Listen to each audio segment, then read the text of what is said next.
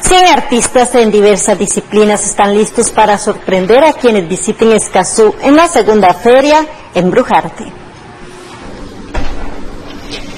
Pintura bajo diversas técnicas, escultura y otras disciplinas como fotografía esperan por usted en la feria artística más completa del país, Embrujarte, que por segundo año consecutivo reúne a los mejores del gremio nacional.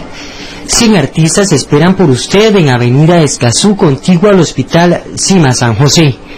Walter Oces, organizador del evento, manifestó: estamos coordinando la segunda edición de la Feria de Arte y Cultura Embrujarte, cuyo objetivo de la feria es crear un punto de encuentro entre más de 100 artistas que van a participar, artistas nacionales y extranjeros, que nos traen sus nuevas tendencias, sus nuevas obras en lo que es pintura, escultura, acuarelas, obra gráfica, fotografía.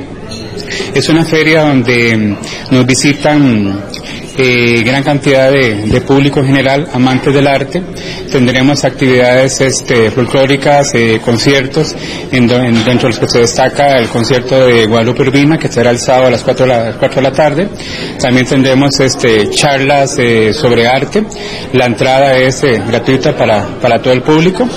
La talentosa artista plástica María Marta Pacheco muestra algunas de sus obras. Aquí tenemos de toda variedad de precios, para todos los gustos. Hay desde arte pequeñito, en pequeño formato, como arte en grande.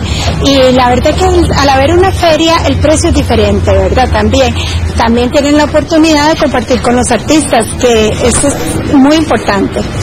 Asista, aprenda y disfrute del arte en todo su esplendor.